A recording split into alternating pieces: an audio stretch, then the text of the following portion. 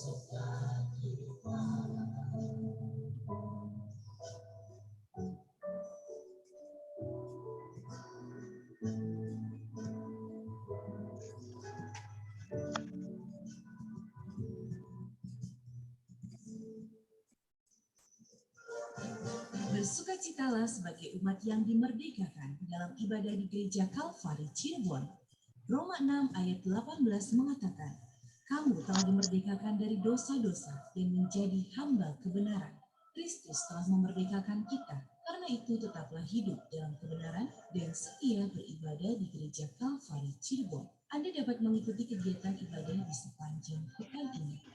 Ibadah tengah minggu, Intimate Worship, Kamis 4 Agustus, dimulai pukul 18.30. Firman Tuhan dilayani oleh Pendeta Anang Supratman, SPD MTH. Ibadah wanita WBI Abigail Kalvari, Jumat 5 Agustus, dimulai pukul 10. Firman Tuhan dilayani oleh Pendeta Anang Supratman, SPD MTH. Doa puasa, Praise and Worship, diadakan setiap hari Sabtu mulai pukul 10 dan terbuka untuk seluruh umat Kristiani. Ibadah Jesse Holik, Sabtu 6 Agustus, dimulai pukul 18.45. Ibadah disertai perjamuan kudus dan firman Tuhan dilayani oleh PDM Susana Bulo. Kebaktian sekolah minggu Kabimor, Minggu 7 Agustus, diadakan ibadah onsite mulai pukul 9 di lantai 3 Gereja Kalvari. Ibadah remaja RBI Kalvari, Minggu 7 Agustus dimulai pukul 14, ibadah disertai perjamuan kudus dan firman Tuhan dilayani oleh PDM Susana Bulo. Ibadah raya Minggu 7 Agustus diadakan 3 kali, pada pukul 6, pukul 9, dan pukul 18. Ibadah disertai dengan perjamuan kudus dan firman Tuhan dilayani oleh PDM Henry Andreas MPH. Setiap ibadah raya kedua pukul 9 dan ibadah raya ketiga pukul 18, ibadah juga ditayangkan live streaming di channel YouTube GBI Kalvari Cirebon. Ibadah onsite diadakan dengan mematuhi protokol kesehatan. Dan setiap jemaat yang akan hadir, pastikan diri Anda dalam kondisi sehat dan tidak flu, memakai masker, tetap menjaga jarak, dan menghindari sentuhan fisik, serta cuci tangan sebelum masuk gedung gereja. Gereja Kalvari di Jalan Yosudarso 44 Cirebon, telepon 0231 206841.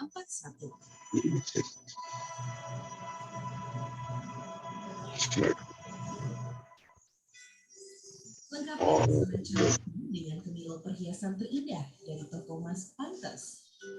Menyediakan perhiasan emas muda sampai emas tua dengan berbagai karat, gram, dan ukuran. Toko Mas Pantes juga selalu update dengan model perhiasan terkini. Anda bukan hanya tampil menarik, tetapi juga elegan dengan perhiasan emas terbaik dari Toko Mas Pantes. Jadikan juga hari istimewa makin bermakna dengan kemilau berlian dari Vivian Diamond. Menyediakan perhiasan berlian bersertifikat dengan model yang lengkap seperti anting, kalung, cincin, liontin, dan wedding ring. Promo untuk pembelian wedding ring, free grafir nama, dan free member VIP berlaku di Vivian Diamond dan Toko Mas Pantes.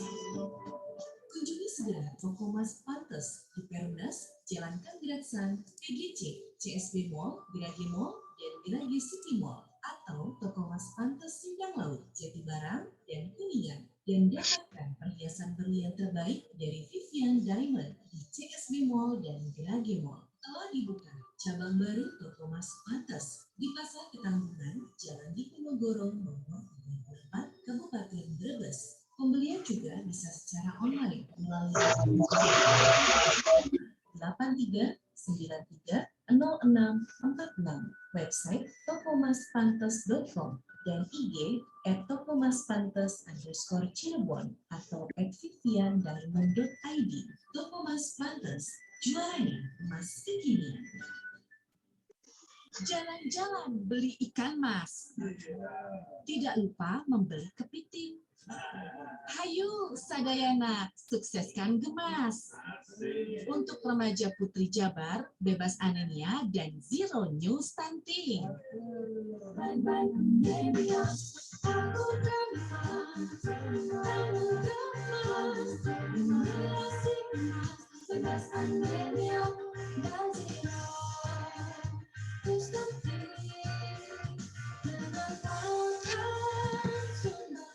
Ayu Sedayana ramaikan gemas. Biasa cek ke @humas_jabar Biro Kesra Jabar, Distrik Jabar, Kemenak_Jabar, dan @Dinkes Jabar. Iklan layanan masyarakat ini dipersembahkan oleh Dinas Kesehatan Provinsi Jawa Barat dan Nutrition International, didukung penuh oleh pemerintah Provinsi Jawa Barat dan Kanada.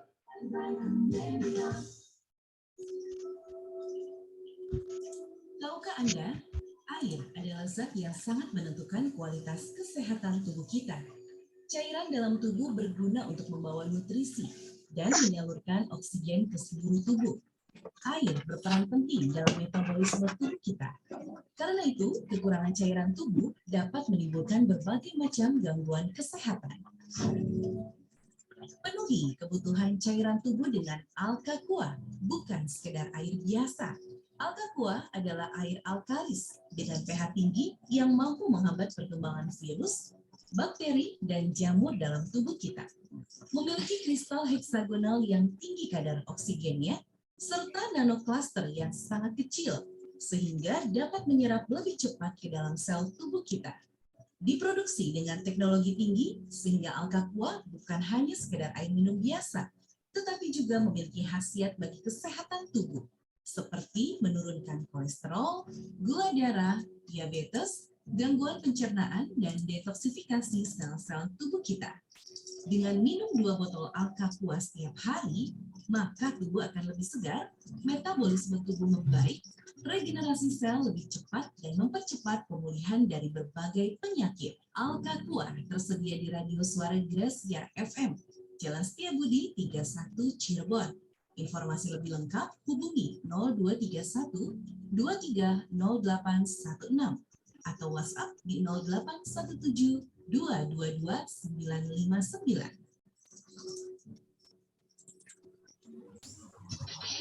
That's music. Radio station. Suara Gracia 95.9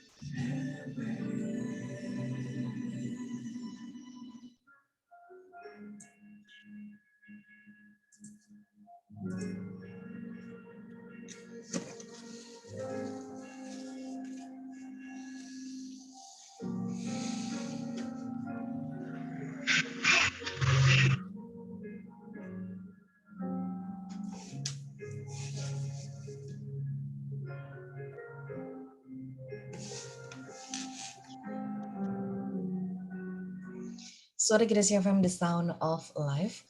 Shalom, selamat pagi keluarga Gracia, umat Kristiani, hidup dalam Kristus memberikan kemerdekaan sejati.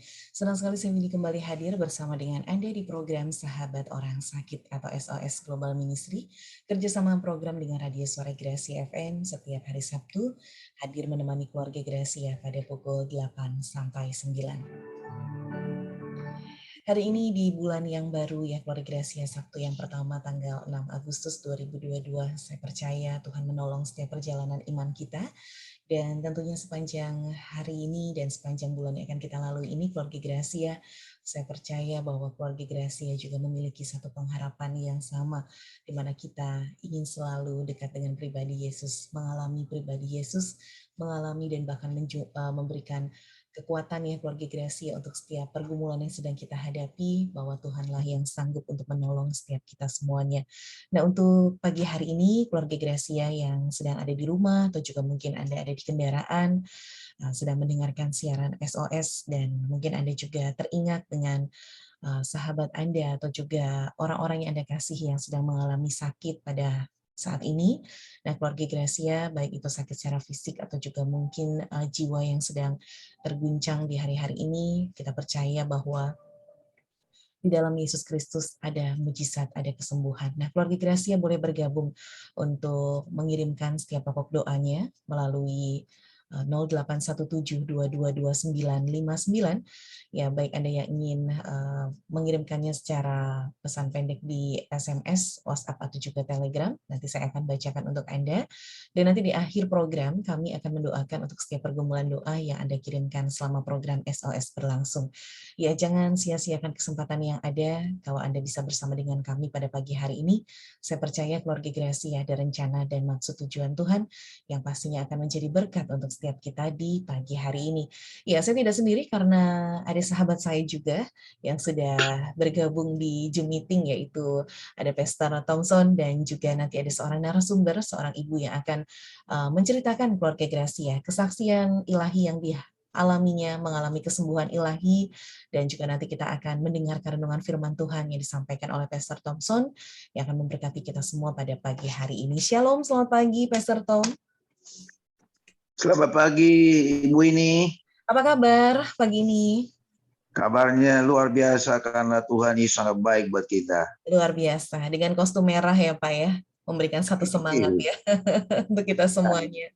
Sukacita yang selalu melimpah di hati kita. Baik, Pak Thompson, di pagi hari ini kita juga nanti akan bersama-sama dengan narasumber yang akan Bapak hadirkan ya untuk siaran kita pagi hari ini. Nah, untuk memulai dari siaran kita pada pagi ini, kita akan buka dalam doa. Selanjutnya nanti saya persilahkan kepada Pak Thompson untuk waktunya juga untuk kesempatan pagi hari ini menjadi berkat untuk setiap para pendengar kita. Silakan Pak. Baik Ibu ini, keluarga Gracia dimanapun para sahabat menikmati program ini. Sebelum kita mulai program ini, mari kita berdoa. Tuhan Yesus, kami bersyukur buat anugerah yang limpah-limpah, yang tercurah atas setiap kami, sehingga kami ada sebagai kami ada pada pagi hari ini. Tuhan, kami memerlukan Tuhan, kami membutuhkan Tuhan dalam segala aktivitas kami. Bahkan secara khusus dalam program ini juga kami membutuhkan Engkau. Itu sebabnya datanglah kerajaan-Mu atas setiap kami di studio, di tempat kami masing-masing, dimanapun para keluarga Gracia, sahabat-sahabat kami menikmati program ini. Tuhan, biar lawatan Tuhan, kehadiran-Mu menjadi bagian kami. Memberkati program ini dari awal, pertengahan hingga pada akhirnya. Dan kami berdoa dan berkatakan, semua keluarga Gracia, sahabat-sahabat kami yang menikmati program ini, diberkati Tuhan, dipulihkan Tuhan, dikuatkan Tuhan, dibangkitkan Tuhan, dan terus mengalami kehidupan yang melimpah-limpah daripada Tuhan. Di dalam nama Yesus kami berdoa, berkati sarana-prasarana yang kami pergunakan, internet, jaringan, segala sesuatu, biar Tuhan yang memberkati. Kami tolak semua sabotase dari kerajaan kegelapan yang memblok, yang membatalkan program ini. Dalam nama Yesus Tuhan. Dalam nama Yesus kami mulai program ini. Segala hormat, kemuliaan, keagungan, kejayaan hanya bagi Yesus Kristus sekarang dan sampai selama-lamanya. Haleluya. Amin. Keluarga Gracia, sahabat-sahabat kami, suatu sukacita besar kalau pagi hari ini di tanggal 6 di bulan Agustus kami bisa menghampiri para sahabat-sahabat lewat program Sahabat Orang Sakit. Dan 1 jam ke depan atau beberapa menit ke depan saya pastikan bahwa semua kita diberkati Tuhan. Karena kita akan mendengarkan kesaksian orang-orang hebat di masa lalu. Mereka mengalami pergumulan, mereka mengalami persoalan secara khusus sakit penyakit. Dan tentu ketika mereka mengalami sakit penyakit, kadang mengalami penderitaan, mengalami tekanan, mengalami lonely. Tetapi bersama dengan Tuhan, mereka bisa lalui itu dan kemenangan menjadi bagian-bagian mereka, kesembuhan, pemulihan, bahkan saat ini mereka melayani Tuhan. Itu sebabnya saya selalu menyebut mereka adalah orang-orang hebat karena mereka terus mengalami berpengharapan kepada Tuhan Yesus. Di antara kita sudah ada pagi hari ini seorang ibu yang luar biasa namanya Ibu Esther Aryani. Sekarang ini usia beliau sudah 62 tahun dan beliau sekarang ini berdomisili di kota yang luar biasa, Purwokerto, Jawa Tengah. Mari kita sambut. Salam Ibu Esther Aryani. Ya, shalom Pak Thompson dan semua pendengar Gracia. Selamat pagi. Apa kabar Ibu? Sangat luar biasa karena Tuhan sangat baik dalam hidup saya. Amin. Senang bisa pagi ini di program Sahabat Orang Sakit di edisi tanggal 6 Agustus, Ibu Esther bisa menjadi saluran berkat buat sahabat-sahabat kita, keluarga Gracia yang bisa menikmati program ini. Nah, pertanyaan saya pertama adalah Ibu Esther, bahwa disebutkan judul daripada program ini adalah bahwa Ibu Esther disebutkan adalah survivor kanker payudara stadium 2. Dan saat itu usia ibu tidak muda lagi mengalami sakit itu, yaitu di usia 60 tahun. Dan saat itu juga ada COVID di mana-mana, sehingga bertambahlah penderitaannya, bertambahlah persoalan saat itu. Nah, yang menjadi pertanyaan saya pertama adalah Ibu Esther adalah, apakah sakit penyakit ini merupakan persoalan yang terberat yang pernah Ibu alami sepanjang kehidupan ini? Silakan Ibu Esther. Iya, betul Pak Thompson dan pendengar Gracia. Saya memang beberapa kali mengalami sakit yang serius, tetapi untuk yang kali ini, yaitu terkena kanker payudara, itu tentu sebuah momok ya bagi semua orang, semua wanita terutama, bahwa kanker payudara itu adalah pembunuh begitu ya, sehingga itu tentu membuat saya pribadi sangat terpukul begitu Pak Thompson. Baik Ibu Esther, tentu Ibu punya catatan atau punya alasan mengapa penyakit kanker payudara yang Ibu alami di beberapa tahun yang lalu merupakan persoalan yang terberat. Nah, ada banyak narasumber berkata, Pak, inilah persoalan saya terberat karena saya mendengarkan vonis dokter yang mematikan. Ada yang berkata usia saya tidak lama lagi. Ada yang berkata kalaupun mengalami treatment pengangkatan, lalu ada kemo dan sinar, belum tentu sembuh 100%. Nah, inilah persoalan saya terberat, Pak, karena begitu biaya yang saya perlukan untuk pengobatan ini. Nah, apa alasan Ibu Esther berkata bahwa penyakit kanker payudara ini yang Ibu alami beberapa tahun yang lalu merupakan persoalan terberat, Ibu? Silakan, Bu. Iya, karena saya mendengar dan saya semua kita tahu ya bahwa kanker tentu saja sangat menakutkan, apalagi dari depan saja setelah vonis itu dokter sudah mengatakan ini treatment yang akan sangat panjang ya, bisa lebih dari 1 tahun, 1,5 tahun saya harus menjalani treatment, bahkan lebih, dan kemudian dengan biaya yang sangat tinggi. Ya, dengan biaya yang sangat tinggi dan dengan kondisi atau dengan perjalanan selama perawatan itu adalah kondisi yang sangat tidak nyaman, bahkan bisa membuat pasien kanker itu menderita bahkan tidak bisa menjalaninya. Tentu saja itu menjadi satu yang menakutkan buat saya pada awalnya, Pak Thompson. Baik, Ibu. Nah, Ibu mengalami sakit penyakit ini, kanker payudara, bukan di usia yang muda lagi. Sudah usia 60 tahun, usia lanjut lah kita sebutkan. Artinya tidak mudah buat seorang ibu yang usia seperti itu mengalami penyakit ini. Nah, saat itu kan ibu ini sudah melayani Tuhan, sudah orang percaya. Lalu pernahkah terlintas dalam pikiran ibu, Tuhan, saya ini kan sudah melayani Tuhan. Saya sudah iring Tuhan sekian lama. Mengapa saya harus mengalami ini Tuhan?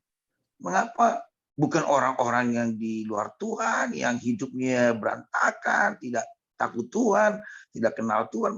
Mengapa bukan mereka yang mengalami seperti itu? Mengapa harus saya Tuhan? Nah, adakah pertanyaan-pertanyaan itu terlintas dalam pikiran atau seperti apa, Bu? Silakan.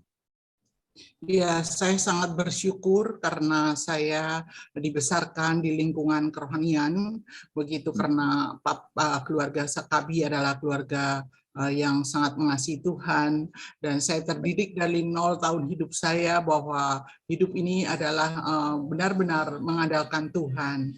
Sehingga ketika saya mendapat vonis ini, tentu saja ada perasaan takut dan khawatir gitu. Tetapi yang saya mau jujur katakan di sini adalah bahwa saya tidak pernah sekalipun menyalahkan Tuhan atau bertanya kepada, saya tidak bertanya kepada Tuhan, kenapa Tuhan Engkau berikan ini kepadaku? Tapi pertanyaan saya adalah, Tuhan, apa sih yang Engkau mau dalam hidupku? Karena dengan saya mengalami proses ini, dengan saya diizinkan mengalami kanker ini, apa yang Engkau mau? Apa yang ingin kau kerjakan dalam hidup saya? Itu yang jadi pertanyaan saya, Pak Thompson. Ya. Puji Tuhan. Baik, Bu. Nah, ketika Ibu mengalami penyakit ini, di waktu yang bersamaan juga COVID merebak di mana-mana.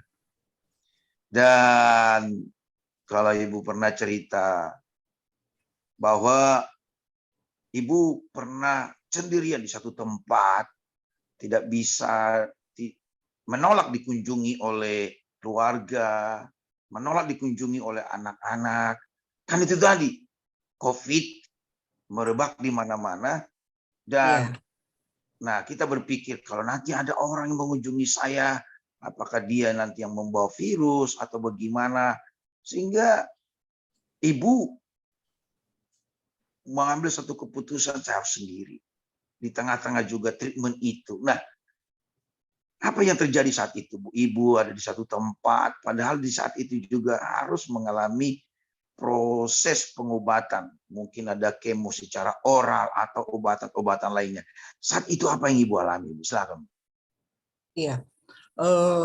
Saya ketika divonis itu kemudian diajukan, diberikan jadwal oleh dokter kemoterapi dan yang begitu panjang karena saya harus mengalami 6 dasar dan kemo tambahan 11, jadi seluruhnya adalah saya menjalani 17 kemoterapi.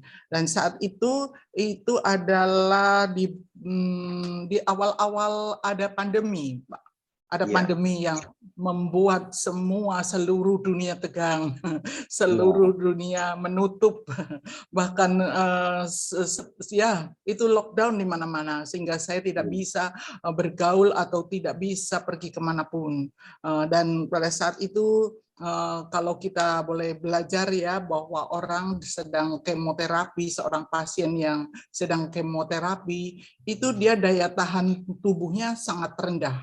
Jadi terus menurun, dia punya leukosit ya, darah putih itu yang untuk bertahan itu dari virus itu terus turun dalam proses kemo, dan itu membuat saya tentu saja harus membentengi diri saya untuk tidak bertemu dengan siapapun. Karena kalau saya mempersilahkan atau membolehkan keluarga saya datang, sementara anak-anak saya kerja, dan nanti pulang bertemu dengan saya tidak pernah tahu dia membawa virus atau apa ya Pak. Sehingga itu saya mengurung diri di dalam rumah gitu ya, di dalam rumah anak saya sebenarnya, dan saya bersama anak lelaki saya yang saat itu masih bujangan, sehingga kami terpisah begitu, terpisah, tidak pernah dekat gitu, hanya walaupun serumah kami itu by WA, by WA, saya butuh ini itu saya WA gitu, kami tidak pernah jumpa bertatap muka. Ya itu tentu saja adalah sebuah perjuangan yang sangat berat, Pak Thompson ya. Itu kemoterapi saya melihat sekarang saya melihat banyak sahabat orang sakit ya. Pada saat kemoterapi mereka sungguh sangat membutuhkan dukungan dari keluarga. Karena apa? Selain depresinya sangat sensitif, rasa takut mati itu kuat sekali di dalam pada saat-saat kita menjalani kemoterapi yang berat itu ada rasa takut mati, itu berat, itu sangat kuat ya. Kemudian tidak bisa makan karena mungkin sariawan atau mual, dan kemudian nafsu makan itu tidak ada sama sekali, bahkan rasa makanan itu bukan saja hambar, tapi ada rasa seperti bahan kimia, tidak bisa tertelan sebenarnya itu semua makanan. Dan itu saya harus jalani sendirian, Pak. Ya, makanan yang dibayangkan ini itu saya memang dapat gitu, dapat kiriman, tapi tidak bisa tertelan, tidak, sangat sulit sekali. Dan itu saya sendirian. Rasa takut mati pun saya jalani sendirian, Pak. Tidak ada saya pernah bicara dengan siapapun. Karena itu saya kira tidak akan menolong, saya bilang begitu. Iya. Itu yang saya jalani, Pak. Saat itu memang sangat berat di dalam, ya kira-kira ada lebih dari 6 bulan saat itu perjalanan kemoterapi awal itu, Pak. Ya. Baik. Kalau tidak salah Ibu awalnya mendapatkan atau tahu bahwa Ibu mengalami penyakit kanker payudara adalah di satu rumah sakit di Singapura. Demikian Bu ya? Iya, betul, Pak. Nah, lalu di sana mungkin ada awal-awalnya, tetapi pada akhirnya last minute-nya diambil di salah satu rumah sakit di Indonesia. Nah, apakah waktu itu peralihan ini dari Singapura ke tanah air, apakah karena memang waktu itu lockdown, tidak bisa lagi ke Singapura, atau masalah biaya yang mungkin begitu mahal? Gimana Ibu? Ya, jadi waktu saya divonis itu memang itu adalah dokter Singapura. Dan kemudian saya harus langsung mengambil keputusan untuk operasi. Jadi saya memang waktu itu belum lockdown, hanya baru ada isu COVID begitu ya. Jadi saya menjalani operasi itu di Singapura, Pak, di Singapura. Dan kemudian saya pulang untuk pemulihan, dan 3 minggu saya kembali lagi ke Singapura untuk kemoterapi. Untuk kemoterapi, dan saya harus tinggal di Singapura 2 kali kemoterapi karena saat itu sudah sulit untuk masuk keluar. Udah kesulitan sekali untuk masuk, pulang ke Indo dan kembali ke Singapura itu masalah besar gitu. Jadi waktu itu saya memutuskan untuk tetap ada di Singapura. Kemudian setelah dua kali treatment itu lebih berat lagi, Pak, karena lockdown, sama sekali tidak bisa masuk. Mau ditutup, itu berita itu kami langsung dengar dari berita dari TV atau apa ya, ada tanggalnya pada saat itu. Tanggal sekian itu lockdown, sudah tidak bisa kembali lagi ke Indonesia. Jadi kalau saya mau di Singapura, saya harus tetap nggak tahu sampai kapan. Tanggalnya tidak pernah tahu sampai kapan. Jadi waktu itu saya memutuskan, saya bicara dengan dokter yang saya luar biasa, dapat dokter yang sangat mengasihi Tuhan, sehingga itu adalah juga satu mujizat buat saya. Karena dokter itu begitu mengasihi Tuhan, jadi begitu mendampingi saya dan memberikan yang terbaik. Ya, juga demikian juga dengan biayanya, Pak. Biaya di Singapura untuk kemoterapi saya saat itu sangat mahal, hampir 200 juta 1 kali kemoterapi, Pak. Wow. Ya, itu sangat mahal sekali. Dan itu kemudian dokter mengatakan, ya kamu tidak bisa tidak bisa bolak-balik, maka saya akan mencari dokter di Indonesia. Dia yang mencari, Pak. Dia yang mencarikan, dan dia yang mencarikan rumah sakit, dan dia bilang, saya sudah menemukan obatnya persis dengan apa yang saya berikan kepada kamu. Ya, dokter itu membimbing saya, mereferensi saya ke dokter tersebut, dan saya tinggal masuk ketemu sama dia, itu sudah diatur, dan biayanya sepertiga dari Singapura. Itu adalah pertolongan Tuhan buat saya, Pak. Begitu. Baik Bu. Nah, saya melihat di Penang ini, walaupun ya menurut saya nih, kanker payudara ini tidak separah dengan kanker-kanker lainnya dibandingkan dengan getah bening, paru-paru, dan lain sebagainya. Tapi saya juga melihat, sekalipun ya yang tadi sebutkan tadi, dari semua kanker itu agak lebih enteng, tetapi saya juga melihat pasien-pasien itu juga sangat menderita juga. Secara khusus ketika pasca kemo, ada lagi dikombin lagi dengan ada sinar, itu sangat menyiksa, sangat itu membuat mereka menderita. Ya tadi sebutkan tadi kadang-kadang leukosiknya lah, adalah tiba-tiba mereka demam, ada tiba-tiba daya nafsu makan itu tidak ada sama sekali, ada pengennya udahlah berkata, Tuhan gak kuat lagi saya, Tuhan gak sanggup lagi saya, lebih baik Tuhan panggil saya. Nah, gak sedikit orang yang berkata demikian ketika mereka mengalami. Nah, apakah pernah Ibu mengalami seperti itu pasca kemo, radioterapi, mengalami suatu titik nadir yang begitu sangat menderita? Silakan Bu. Ya, sangat Pak. Saya sudah mengalami itu. Ya, sudah mengalami itu pada saat kemoterapi itu, terutama itu yang pertama. Itu saya sudah tidak bisa makan, demam, tidak bisa tidur pula. Tidak bisa makan, tidak bisa tidur, selalu mual, dan diare itu tidak bisa berhenti. Jadi dia mual, muntah terus, diare terus menerus, lemah sekali, tidak bisa tidur, tidak bisa makan, dan ini galau sekali. Kita punya ini jiwa juga ada depresi begitu. Di situ saya sudah berkata, saya tidak akan melanjutkan. Saya bilang Pak mampu. Kalau begini rasanya, saya tidak akan meneruskan karena sangat menderita pada saat itu. Pada saat itu saya kan mempunyai adik seorang pendeta ya Pak ya, Pak Samuel, Pak Thompson Kanal. Dia yang selalu mengawasi saya begitu. Dia tanya bagaimana kemo pertama Papa. Saya bilang saya tidak akan terus kemo. Saya bilang saya nggak kuat. Saya bilang saya tidak akan melanjutkan pengobatan ini. Saya akan berhenti di sini saja, saya bilang begitu. Terus kemudian adik saya bilang nggak bisa, kamu pasti kuat, dia bilang kamu pasti kuat, ayo berjuang terus. Dia terus mengawasi saya ya, sehingga akhirnya saya terus berusaha berjuang. Saya sendiri berusaha diam untuk tidak pernah bicara dengan siapapun, itu keluarga, itu anak. Kebetulan hanya ada satu anak yang saat itu menemani saya Pak di Singapura ya, dan anak itu selalu saja dia berusaha seperti tidak ada apa-apa.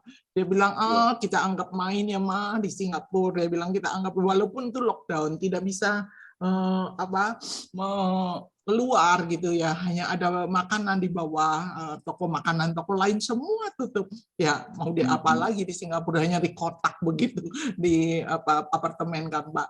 Tapi anak saya ini selalu berusaha sepertinya senang-senang saja, enjoy begitu, padahal ternyata setelah itu saya tahu ternyata dia setiap hari menangis di kamar mandi. Itu saya baru tahu karena dia bilang aduh ini akhir dari hidup dia bilang sangat berat buat dia menemani saya gitu, karena saya kondisinya itu pernah Pak, saya sudah sampai sangat down, sangat lemah sekali, dan saya merasa itu waktu saya habis. Kenapa? Saya tidak memiliki kemampuan untuk berjalan sampai-sampai. Berjalan pun saya sudah nggak mampu. Saya tidak bisa mampu lagi makan. Saya mau bertahan berapa hari nih? Saya pikir begitu. Ini bisa hitungan hari saya habis nih kalau begini ceritanya. Sampai akhirnya saya bilang, wah ini anak saya sendirian perempuan di sini. Tidak ada keluarga, Pak, tidak ada teman. Enggak. Saya memutuskan bawa saya ke rumah sakit.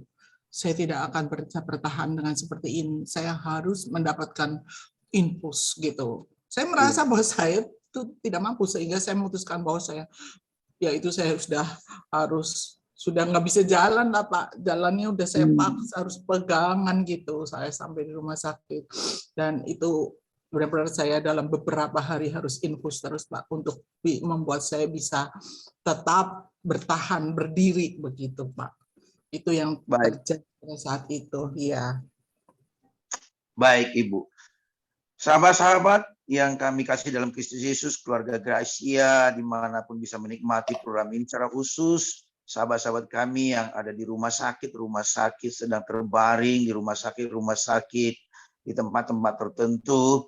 Tadi sudah kita dengarkan apa alasan dari Ibu Esther Haryani yang berkata bahwa penyakit kanker payudara ini merupakan persoalan terberat dalam hidupnya. Pada hari pertama dikatakan di usia 60 tahun dia mengalami penyakit kanker ini. Tidak mudah bagi di usia seperti itu mengalami seperti itu. Dan yang kedua jadi dikatakan tadi adalah waktu itu ada lockdown di mana-mana. Pertama sekali beliau treatment di Singapura, dan tadi sudah kita dengarkan tadi sekali kemo 200 juta. Padahal ada kemo-kemo lanjutan itu. Dan tadi juga dikatakan ketika di negeri orang yang tidak ada hanya satu anak yang mendampingi, di situ beliau mengalami suatu sangat menderita. Dalam badannya lemah karena pengaruh kemo dan lain sebagainya itu. Tiba-tiba demam, tiba-tiba nafsu makan hilang, tiba-tiba semuanya. Dan tadi di negeri orang. Dan tadi dalam pikirannya ada ketakutan-ketakutan mati itu. Nah, tapi kasih Tuhan kalau Ibu Esther hari ini ada di tengah-tengah kita. Saya pastikan di masa-masa lalu, sekalipun dia mengalami penderitaan, mengalami badan yang di usia 60 tahun itu ada sesuatu yang organ tubuh yang hilang dari tubuhnya. Tapi kalau hari ini dia ada di tengah kita, saya pastikan dia mengalami lawatan Tuhan, dia mengalami Tuhan di tengah-tengah penderitaannya, di tengah pergumulannya. Nah, mari kita dengarkan apa rahasia dari seorang Ibu Esther Haryani bisa melewati semua persoalan itu, bisa melewati semua tantangan itu. Tidak mudah bagi seorang Ibu Esther saat itu bisa melewati, bisa keluar dari tekanan, dari penderitaan. Dan saya percaya kalau ibu ini bisa melewati itu dan sembuh karena Tuhan Yesus. Nah, Ibu Esther, kita ingin tahu apa rahasia ibu bisa kuat, bisa berkemenangan, bahkan hari ini ibu sudah dinyatakan sembuh dari penyakit kanker itu. Silakan Bu. Nah, ada orang berkata begini, Pak, saya bisa kuat itu karena di tengah-tengah kelemahan saya, di tengah-tengah saya tidak lagi berdaya, tidak bisa lagi berbuat apa-apa. Saya renungkan firman Tuhan yang pernah saya dengar, lalu saya renungkan langsung hidupi itu. Ada juga orang berkata, saya bisa kuat itu Pak, di tengah-tengah kelemahan saya, di tengah-tengah tidak berdaya saya hadirkan Tuhan lewat memuji Tuhan, lewat menyembah Tuhan. Di tengah-tengah saya sendiri, nggak ada orang-orang di sekitar saya, tapi saya terus hadirkan Tuhan lewat pujian penyembahan. Ada juga orang berkata, Pak, saya bisa kuat itu karena ada orang-orang yang mengasihi, mencintai saya, dan berkata, hey, engkau tidak seorang diri dalam pergumulan ini, ada saya, ada Tuhan apalagi yang tidak pernah meninggalkan kita. Nah, apa rahasia ibu? Bisa menang, bisa kuat, dan hari ini sudah sembuh dan melayani Tuhan. Silakan Bu. Ya. Yang pertama adalah ketika saya mengalami sakit ini dan saya bersaksi gitu, saya bersaksi di gereja itu, ada seorang teman saya setelah selesai saya bersaksi, dia berkata, saya bukan bersaksi sudah sembuh karena waktu itu pada awal-awal ya, tapi saya bilang saya sudah menjalani operasi dan semua baik, saya bilang begitu. Terus kemudian teman saya itu mendekati saya, dia bilang, ada satu ayat buat kamu. Dalam Yohanes 11 ayat 4 katanya, dikatakan di situ, penyakit itu tidak akan membawa kematian, tetapi akan menyatakan kemuliaan Allah dan oleh anak Allah, dan oleh penyakit itu anak Allah akan dimuliakan. Itu saya pegang kuat-kuat, Pak. Saya pegang kuat-kuat. Saya bilang, saya akan, di depan saya ada sesuatu. Itu saya sudah pegang, di depan saya ada sesuatu yang harus saya kerjakan, yang harus saya beritakan untuk kemuliaan Allah. Saya tidak akan mati. Walaupun saya sudah pegang itu Pak, di hari-hari untuk melewati treatment pun banyak kelemahan-kelemahan ya di dalam yang saya sudah katakan tadi, di dalam kesendirian saya menjalani kemoterapi itu. Saya benar-benar tidak bisa mengandalkan keluarga, Pak. Tidak bisa mengandalkan juga teman. Bagaimana mungkin? Siapapun, saya berada di Jakarta, rumah saya di Purwokerto, Anak saya 2 di Jakarta, tetapi itu ada anak-anak kecil dan tidak mungkin untuk datang terus kepada saya gitu. Nah, saya tidak bisa mendapat support dari siapapun karena rumah jauh ya, karena luar kota gitu. Sehingga di situ saya katakan saya sendirian, betul-betul saya sendirian menjalani kemoterapi selama 6 bulan. Kemoterapi awal itu ya, yang pokok itu saya sendirian benar-benar ya. Tapi disinilah pengalaman saya hidup bersama Tuhan. Saya Amin. sungguh sangat bersyukur dengan didikan yang saya terima, bahwa saya hanya hidup mengandalkan Tuhan. Di situ saya menghadirkan Tuhan setiap hari dalam kesendirian saya, benar-benar sendiri saya bilang. Saya sendiri dengan penyakit saya, dengan perjuangan kemoterapi saya sendirian. Saya hanya mengisi hidup saya dengan membaca firman Tuhan. Saya mengisi hidup saya dengan membuka YouTube firman-firman Tuhan. Dan saya mengisi hidup saya, hari-hari saya dengan pujian, penyembahan. Itu terus-menerus dan terus-menerus. Dan apa yang terjadi? Tuhan Yesus itu begitu baik ya, luar biasa. Di situ saya mendapat satu ayat ya, yang menguatkan saya. Dalam Roma 12 ayat 12. Bersukacitalah dalam pengharapan, sabarlah dalam kesesakan, dan bertekunlah dalam doa. Ya, di situ saya pegang bersukacitalah. Ya, saya harus bersukacita. Kemudian saya mengundang ya, terus berkata dalam diri saya bilang Roh Kudus terus pimpin saya. Saya sebut namanya, saya sebut Yesus. Saya punya pengalaman dari kecil tentu ya Pak, kita sebagai orang Kristen, kita ini seringkali dapat khotbah. Kalau ada apa-apa, panggil Yesus gitu kan. Panggil nama itu. Yesus itu nama yang memberi kuasa, nama yang memberikan kekuatan, dan nama yang memberikan kesembuhan. Saat itu selama hidup saya sampai 60 tahun, itu hanya seperti kata-kata dalam firman saja yang sangat terbiasa terdengar. Tapi hari-hari itu, saya sebut nama itu ketika saya dalam kelemahan. Saat itu saya sendirian, sudah tidak bisa makan, diare terus-menerus, sampai mau ke toilet itu harus merangkak, Pak. Dan saya tidak bicara sama siapapun. Saya harus bicara sama siapa. Orang datang ke saya akan lebih bahaya lagi, saya pikir. Ya, jadi saya merangkak sendiri ke toilet, saya terus terbaring sendiri. Dan saya hanya berkata, Yesus. Saya cuma sebut. Saya panggil Yesus. Secara tiba-tiba dan otomatis. Benar-benar nama itu punya kuasa. Itu baru kali itu saya tangkap dan saya rasakan gitu. Karena hanya disebut saja. Nama itu membawa perubahan yang besar. Saya menjadi kuat. Saya langsung, hati saya yang depresi, yang takut mati, tiba-tiba saya ada sukacita yang begitu besar. Saya lihat membuka jendela, hati saya kenapa senang gitu ya. Terus kemudian kuat gitu. Terus kemudian saya bersukacita. Dan ayat ini benar-benar membuat saya pegang. Bersukacitalah dalam pengharapan. Dan rahasianya adalah nama itu. Sebut nama Yesus. Dan Roh Kudus itu terus menghibur saya sampai saya menyelesaikan seluruh pengobatan saya. Dan hari ini saya boleh menyaksikan bagaimana Tuhan itu sangat baik dan luar biasa kuasanya. Itu, Pak. Haleluya, luar biasa kesaksian Ibu. Nah, pertanyaan saya terakhir adalah begini. Di mana iman Ibu lebih bertumbuh, lebih dewasa sebelum mengalami sakit ini atau sesudahnya? Dan saya tahu sekarang ini Ibu sedang melayani luar biasa. Waktu-waktu yang ada ini diberikan buat Tuhan untuk melayani sesama. Lagi sekarang ini salah satu leader di Sabah Orang Sakit di Purwokerto sebagai ibu asuh di satu rumah sakit, rumah singgah yang ada di Purwokerto juga. Nah, di mana iman Ibu lebih bertumbuh? Sebelum sakit atau sesudah sakit, Bu? Silakan, Bu. Pak Thompson, pertanyaan ini sangat menarik buat saya, dan saya sangat suka sekali dengan pertanyaan ini.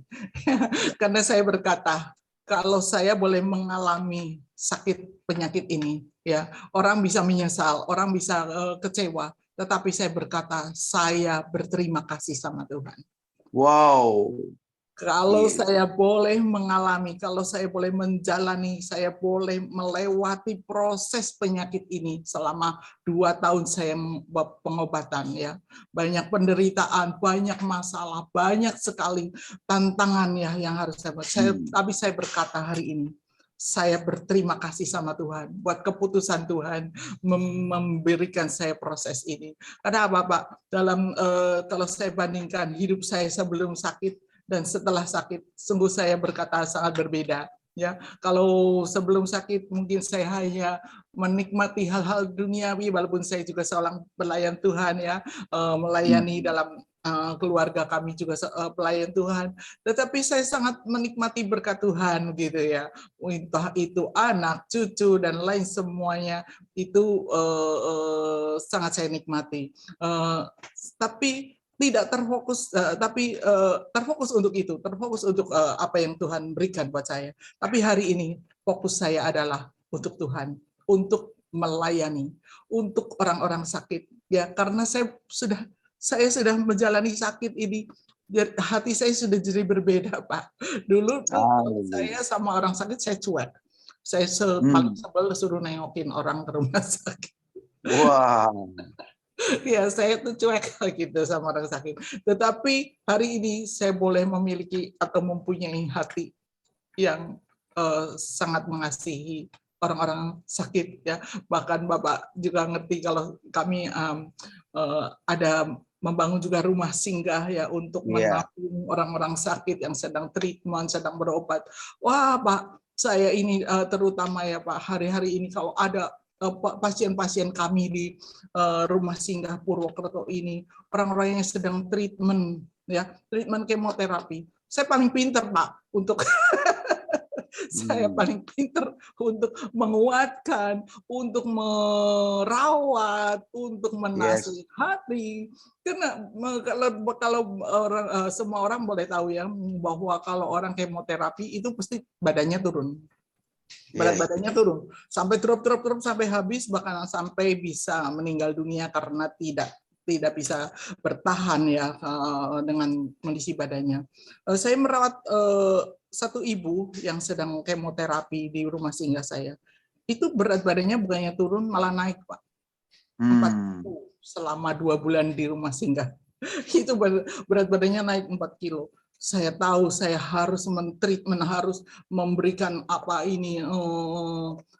makanan-makanan yang itu, ya, suplemen apa saja yang harus membuat dia tuh tahan dan bertahan dan kuat. Itu, Pak, yang dapat saya sampaikan, bahwa saya berkata, saya berterima kasih sama Tuhan kalau saya boleh menjalani ini, karena hidup saya jadi berbeda. Saya sekarang sangat berbeda dengan sebelumnya, ya. Begitu. Baik, Bu, terima kasih, luar biasa kesaksiannya. Justru ketika Ibu melewati ini, iman Ibu bertumbuh dan makin punya belas kasihan buat orang-orang, sahabat-sahabat kita yang sedang menderita karena penyakit yang sedang dialami. Sekali lagi terima kasih, Bu Esther, buat waktunya menjadi kesaksian. Buat banyak orang, saya percaya ada banyak orang-orang dikuatkan, diberkati, dan terus bangkit bersama dengan Tuhan Yesus untuk melewati semua pergumulan masalah yang sedang mereka alami. Baik, para sahabat, sebelum kita sudah akhiri program ini, dan di akhir program nanti kita akan berdoa buat setiap pokok-pokok doa yang masuk, itu sebabkan hubungi center call daripada radio Suara Gracia. Bapak Ibu juga bisa menghubungi center call sahabat orang sakit di 0816 892298. Nah, hari ini saya mengambil tema firman Tuhan, menjaga sumber kehidupan. Amsal pasal 4 ayat 23 dikatakan begini, jagalah hatimu dengan segala kewaspadaan, karena dari situlah terpancar kehidupan. Sekali lagi, jagalah hatimu dengan segala kewaspadaan, karena dari situlah terpancar kehidupan. Nah, tanpa mengurangi kehormatan, kemuliaan, keagungan daripada Tuhan Yesus, sebab Dia adalah sumber kehidupan buat kita. Tetapi Alkitab kita ini juga mengajarkan di dalam diri kita, dalam hidup kita, ada juga sumber kehidupan. Apa itu? Yaitu hati kita. Dalam terjemahan lain, dalam versi yang lain, kata terpancar itu disebut namanya sumber. Jadi hati kita, batin kita ini, itu adalah sumber kehidupan buat kita. Itu sebabnya kita berkata harus menjaga itu. Dan ingin saya mau katakan begini, kasih Tuhan, ternyata sejauh mana kita menjaga hati kita ini dengan kebenaran firman Tuhan, sejauh itulah kita mengalami Tuhan dalam hidup kita. Sejauh itulah kita mengalami janji-janji Tuhan dalam kehidupan kita. Sejauh itulah kita mengalami semua firman yang Tuhan sampaikan buat kita. Tetapi kalau kita tidak bisa menjaga hati kita dengan kebenaran Tuhan, maka kita tidak bisa melihat kemuliaan Tuhan dalam hidup kita. Kita tidak bisa mengalami Tuhan, kita tidak bisa mengalami janji-janji Tuhan. Kita tidak bisa mengalami penyertaan Tuhan. Bukan karena Tuhan meninggalkan kita, tetapi kitalah yang meninggalkan Tuhan karena kita tidak bisa menjaga hati kita. Nah, kasih Tuhan, dalam waktu yang singkat ini, perlu kita menjaga hati kita. Perlu kita menjaga, merawat hati kita sesuai dengan kebenaran firman Tuhan. Nah, apa alasannya kasih Tuhan bahwa kita perlu menjaga sumber kehidupan itu hati kita? Nah, hanya satu alasan yang mau sampaikan buat kita karena waktu. Alasan yang pertama adalah supaya kita dilepaskan dari kematian. Supaya kita dilepaskan, dibebaskan dari kematian. Kata terpancar itu selain dari sumber, di bahasa Ibrani sebenarnya towas, artinya escape from the dead. Bebas atau melarikan diri dari kematian. Nah, kekasih Tuhan, hati kita ini bisa dilukai, bisa disakiti, bisa dikecewakan. Dan kalau kita tidak menyelesaikan, kita tidak menjaga hati kita dari kecewa, dari sakit hati, dari luka hati, itu akan menimbulkan namanya akar kepahitan. Dan kalau hati kita sudah dalam posisi akar kepahitan, disitulah kita mengalami namanya kematian-kematian, mengalami kematian rohani. Kita tidak bisa bersekutu dengan Tuhan, kita tidak bisa bergaul dengan Tuhan.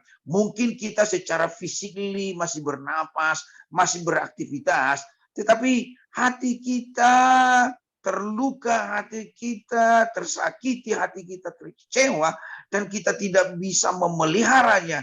Saya pastikan itulah di situ kita mengalami kematian.